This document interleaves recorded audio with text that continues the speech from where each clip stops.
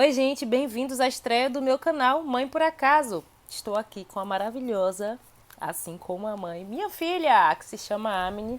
Dá um oi, mãe. Dá um oi, filha. Então, gente, a proposta desse canal é mostrar como é a realidade, né, da maternidade sem filtro, através da minha experiência, que sou mãe de primeira viagem. E aí eu vou contar toda a experiência, vou mostrar como é que está sendo o processo, vou dar dicas, tudo que eu viver vocês vão acompanhar, tá? Então vem com a gente nessa. Já vou começar o vídeo aqui trocando a fralda de Amine, porque vida de mãe é isso, né?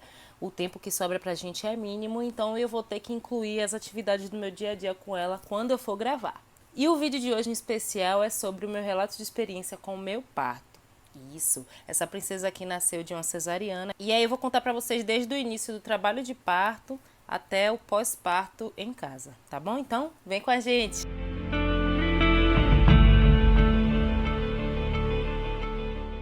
Então, como eu já disse, a menina nasceu de uma cesariana. E eu tive ela, dando risada, e eu tive ela em um hospital particular. É que eu tenho um plano de saúde, graças a papai. E aí, por isso a gente conseguiu o parto na rede particular. Então, gente, no dia 4 de junho de 2021, foi o dia que essa princesa linda nasceu. Mas eu comecei a entrar em trabalho de parto no dia 3, que foi quinta-feira. Foi quinta-feira, eu acho, senão eu vou corrigir aqui, tá? Que eu tive ela em uma sexta. Foi, filha, nasceu, né? Já sextando, não foi, mãe? Muito fofa. E aí, o que aconteceu foi o seguinte. Eu, no dia 3, né, de dia, comecei a sentir uma diarreia, né? Eu senti aquela dor abdominal, né, dor de barriga. E aí, fui no banheiro e tava fazendo cocô mole e tal. E aí, percebi que eu tava com diarreia. Até então, eu não sabia que diarreia era sintoma de trabalho de parto. Então, pra mim, era só uma diarreia comum, normal. E aí, fiquei tranquila, né? Só que essas dores começaram a aparecer e eu não conseguia mais, como é que dizem, né? Pra não falar, fazer cocô. Não conseguia evacuar. Então foi ficando intenso. Só que tinha um intervalo longo, assim, tipo, o intervalo dessa dor era de horas. E aí tá certo. Aí foi, chegou de noite, esse intervalo começou a ficar mais frequente. Tipo, questão de quê? Intervalo de minutos. Só que eu passei a noite toda assim e não falei nada à minha mãe, né? Que é quem tava me acompanhando nesse processo. Eu sou mãe solteira. E aí minha mãe que tava me acompanhando nesse processo. Muitas pessoas estavam me acompanhando da minha família. Só que eu digo minha mãe que tava aqui, né, na mesma casa, esperando o momento. Só que o meu tampão mucoso já tinha saído, tipo, na mesma semana, mas alguns dias antes. E aí eu já tava meio que em alerta que eu poderia ir ter trabalho de parto a qualquer momento, né? Então quando foi no outro dia, no dia 4 de dia, eu peguei e fiquei assim na cama, sentindo dor. Eu falei pra minha mãe, aí minha mãe, rapaz, eu acho que você já tá em trabalho de parto. Aí eu, não, minha mãe, eu achei, se for trabalho de parto, essa dorzinha aqui, essa besteira, se for, eu me armei, que eu não vou sentir dor, vai ser tranquilo, né?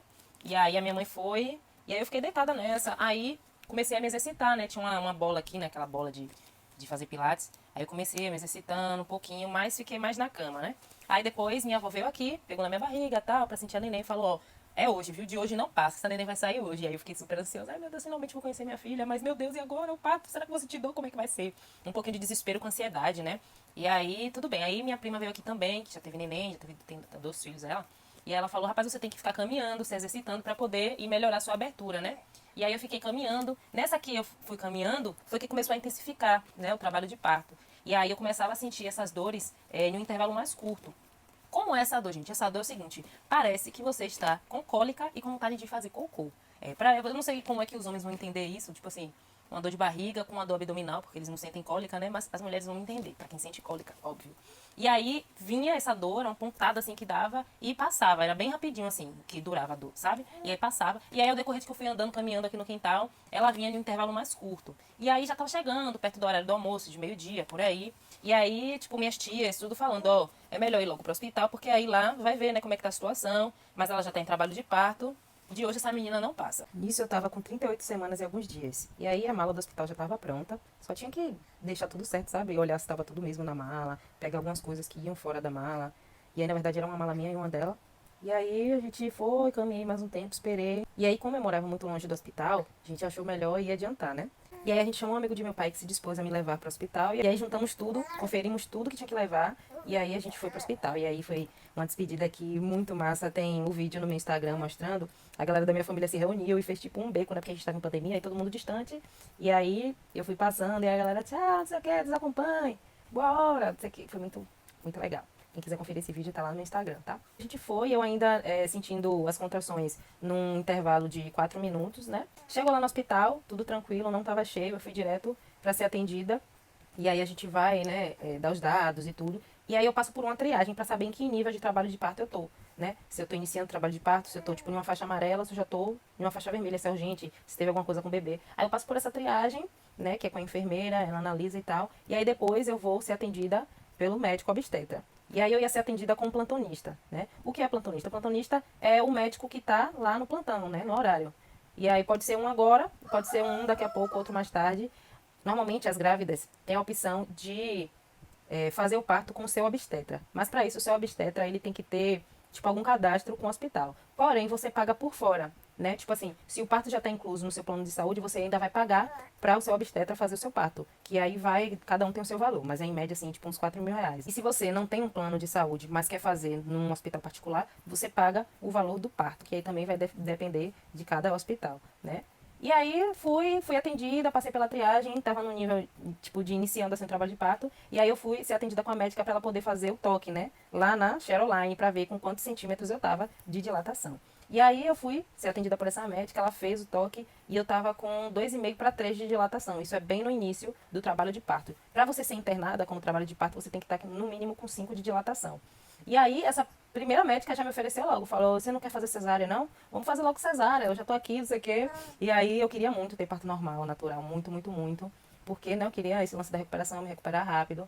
Então, eu peguei e falei, não, vou esperar, né? Como eu disse a vocês, eu não tinha dilatação suficiente para ser internada. Então, eu ia ser encaminhada para fazer alguns exames e ia ficar lá esperando, né, em uma sala. Então, eu fui encaminhada para fazer alguns exames. Desses exames, eu fiz, eu não lembro o nome do exame, mas é um exame que bota uma faixa na sua barriga para poder medir as contrações, né? Eles também colocam outra máquina lá para poder ver os batimentos do bebê, como é que tá a movimentação do bebê na barriga. Eu também fui encaminhada para fazer ultrassom. E aí acabou demorando um pouco esse processo, tipo, eu fiz o primeiro exame e aí fui encaminhada para fazer ultrassom, eu não sei se a ultrassom foi depois, mas aí tipo horas depois foi que eu fui ser atendida já com outro médico que estava no horário do plantão, de tarde assim. E aí esse médico foi fazer o toque novamente. Ou foi outra médica, não lembro.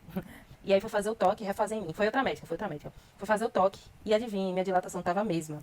Mesmo assim eu falei, não, vou esperar mais um pouco, vou fazer alguns exercícios, me agachar e tal, insistindo, porque eu queria muito ter o parto natural, né? E aí fiquei, esperei, fiz ultrassom, fiz exame, fiz tudo. E aí, gente, quando já foi, tipo, umas 9 horas da noite, lembrando que eu cheguei no hospital, tipo, umas 2 horas, 2h30 da tarde, e aí eu esperei até umas 9 horas pra poder ser atendido com o outro médico que tava no plantão, porque na verdade a demora foi o resultado da ultrassom, que a maternidade é ligada ao hospital, né, que atende outras coisas. E aí, quando eu fiz o exame de toque pela terceira vez, eu não tinha tido nenhuma dilatação. Foi aí que, depois de muita dor das contrações, eu decidi fazer o parto cesáreo. E aí começou o processo, né, para eu ser encaminhada para fazer a cirurgia. Eu tinha que assinar os papéis, tinha que pedir permissão, meu plano de saúde, mas não demorou muito para fazer esse processo. Durante esse período de espera, né, tipo das 2h30 até as 9 horas, as contrações foram se intensificando com o tempo, foi ficando bem mais dolorosas e, tipo, num intervalo mais curto. E aí eu já tava, tipo, muito sobrecarregada. E, como eu não tinha dilatação, eu não podia ser internada para ficar esperando. Ou eu ia embora, ou eu ficava do lado de fora do hospital esperando. E aí, como eu já tinha tido esse tempo todo e não tinha tido dilatação nenhuma, era possível que eu nem tivesse dilatação suficiente no mesmo dia, nem no outro. Poderia demorar mais 2 dias. E eu ia ficar sentindo contração até chegar a hora de ter ela mesma, de ter dilatação suficiente. E era possível que eu nem chegasse a ter dilatação e a bolsa rompesse e eu tivesse que fazer o cesáreo depois de sofrer tanto com contrações. Então eu pensei bastante, falei, não, vou adiantar o processo e vou ter logo a cesárea, porque eu quero chegar logo em casa com minha filha. E aí fui encaminhada pra cirurgia, assinei os papéis, eles me deram um roupão, máscara, tirei a roupa, botei o roupão, tudo, me pegaram de cadeira de rodas e já foram me levar pra sala de cirurgia. E aí minha mãe pegou minhas coisas e ia me encontrar na sala de cirurgia. E aí já estavam me levando pra sala de cirurgia, me colocaram lá, né, na cama, né, na maca. E nada de minha mãe. Aí eu, gente, cadê minha mãe? E a galera já tava começando os processos, ajeitar as coisas, já ia tomar anestesia. E minha mãe não tava na sala. Eu perguntando a galera, não, calma, já tá vindo. Aí tinha que assinar vários papéis lá, né, porque, tipo, é todo um processo, né, gente? Pra você tomar anestesia, consentimento, um bocado de coisa. A parada é toda organizada, não é de qualquer jeito, não. E aí me colocaram lá deitada.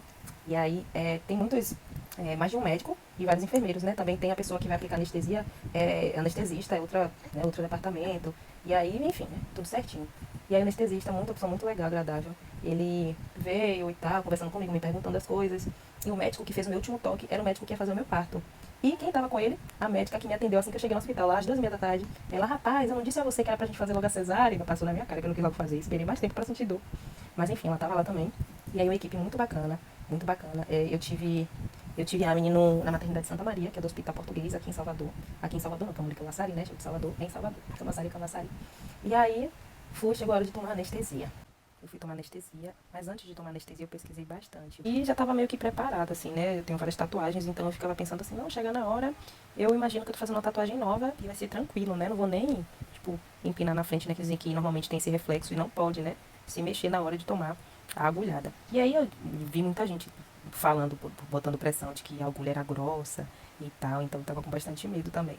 Mas aí o anestesista foi me tranquilizando e tal, né? E aí me colocaram sentada e foi para aplicar anestesia. E aí ele chegou e deu uma primeira pontada. Mesmo eu pensando que era uma tatu nova, eu não consegui, gente. Eu acabei indo pra frente. Aí ele, olha, não pode. Só que eu acho que essa primeira furadinha ele faz de teste para acostumar realmente o nosso corpo com essa pontada que vai entrar. Porque na segunda eu já consegui ficar parada. E aí ele foi e aplicou tranquilo, não dói. Tipo assim, né? Pra quem não gosta de agulha, não é muito acostumado, tem aquele incômodozinho. Mas nada demais. E aí, pronto, foi rápido, me colocou deitada. Aí eles abrem a perna da gente, tipo assim, eu não tô com a perna estirada, eles colocam sua perna assim, tipo assim, aberta, nesse formato, sabe? E aí eu me senti bem. Foi meio constrangedor, né, gente? Que seu corpo fica lá, tipo assim, né? Nas mãos de pessoas desconhecidas, é meio constrangedor. Mas é isso, né, gente? Tava no meu momento de parto e aí a gente tem que ter maturidade pra entender que faz parte. O importante é nosso neném sair bem. E aí eu comecei a sentir o efeito dessa injeção. Gente, que sensação louca. Aí ele foi explicando o que eu ia sentir, que a gente começa a sentir um formigamento e aí começa a esquentar. Vai esquentando, esquentando, esquentando. E esse formigamento. E aí eles colocaram a minha perna desse jeito. Só que eu comecei a sentir um incômodo que eu queria que eles, tipo, tirassem a minha perna e colocassem de novo, porque eu não tava sentindo a minha perna. É uma sensação muito bizarra, assim, sabe? Porque você quer mexer, você manda o comando do seu cérebro pra perna e a perna não mexe. Eu tentava mexer o dedo e nada. E você olhando pra sua perna, mandando o comando de mexer e não mexer, gente. Foi muito louco. Aí começa a vir merda na cabeça você, meu Deus. E se bater errado essa injeção, eu ia ficar paraplégica, ó Senhor. E, ó, vem um bocado de merda na mente. E aí eu acho que de ficar tanto pensando nessas coisas, eu comecei a ficar meio com falta de ar. E aí na minha própria mente eu respirava fundo e falava, não, Deus, isso é loucura minha, eu tenho que me relaxar, ficar tranquila, né? Porque eu vou dar luz agora, a galera vai me cortar e tudo. Mas aí fui tentando ficar tranquila. E aí a minha mãe tava do meu lado e tal, aquela coisa. E aí quando pensa que não, piscar de olho, começou a cirurgia. O povo tava lá me cortando e eu não senti nada. Tem gente que diz que com a hack dá pra até sentir o povo fazendo as coisas, te cortando, só que você não vai sentir dor. Eu não senti nada, nada, nem encostando na pele, assim. Eu sentia uma pressão no lugar. Na hora que eles estavam, tipo, abrindo, puxando, tentando tirar o neném, eu sentia uma pressão puxando, assim. Mas não sentia nada, cortando nada, nada, nada, não sentia nada. Só essa sensação mesmo de meio quente, né? E aí eu comecei a me tremer daqui pra cima. E aí, tipo, é muito importante vocês se comunicarem, né, com a galera que tá lá, né, os enfermeiros, o médico, pra saber se tudo que você tá sentindo é normal. E aí eu comecei a sentir essa tremedeira, aí eu ficava, gente, tô sentindo isso, é normal? Aí a galera, não, é porque você tá com frio e tal. E aí eu, tudo bem, mas tipo, um pouco de falta de ar, assim, incômodo, fiquei agoniada e tal. E aí aquele processo, mas foi bem rápido, assim, não demorou muito não, até que foi rápido. E aí, pronto, tiraram, daqui a pouco tô vendo minha neném. Você fica esperando, né, pelaquela cena de filme, de novela, do bebê sair, ué, chorando e te darem o neném.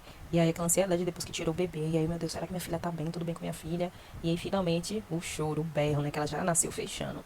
E aí, pronto, aí veio, colocou ela aqui. E aí, gente, é uma sensação muito emocionante, não tem pra onde correr. Você que se diz que é durona aqui e tal, não tem pra onde correr na hora.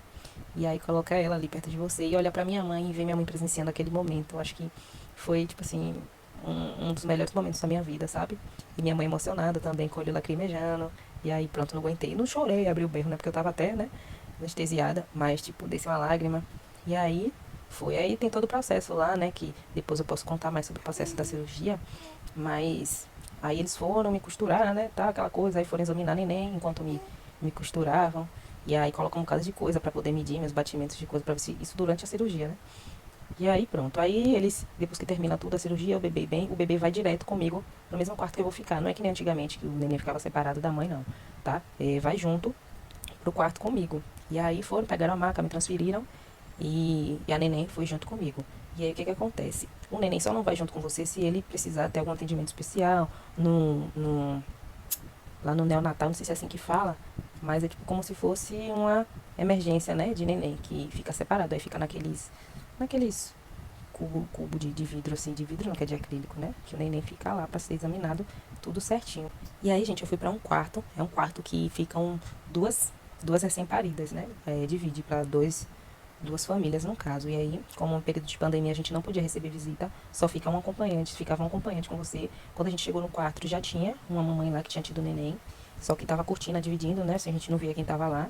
Só que fica mesmo um do lado do outro, só uma cortina que separa, a gente usa o mesmo banheiro, tudo. Então, ali, sabe, você vai ter o mesmo contato com a outra família. Se o bebê da outra família é chorão demais, você vai ter que aguentar e tal. Então, é bem íntimo assim, né, com a outra família. E aí a gente foi pra lá, e aí a gente organiza nossas coisas, tudo. Nesse primeiro dia eu não podia levantar, sentar nada, tinha que ficar deitada. Tinha uma bolsa que, aquela bolsa que a gente, né, que a gente faz xixi e tal, pra não ter que levantar, que eles colocaram em mim e tal, e eu ficava só deitada e minha mãe me dando todo o suporte. Então, quando vocês forem chamar alguém pra ir pro hospital com vocês, nem sempre o marido é a melhor opção. O marido pode ver o parto, mas depois, se você puder, né, se o marido não for daquele cara que fortaleça mesmo, que te ajude, né, que seja um cara paciente, é melhor você chamar a sua mãe, por exemplo, ou alguém que possa te ajudar mais. E aí, minha mãe foi a pessoa perfeita pra isso, né? Ela foi ficar comigo, me dava todo o suporte. Agora é bem cansativo. Se sua mãe for uma velhinha, tenha pena dela e não chame, porque é muito pesado.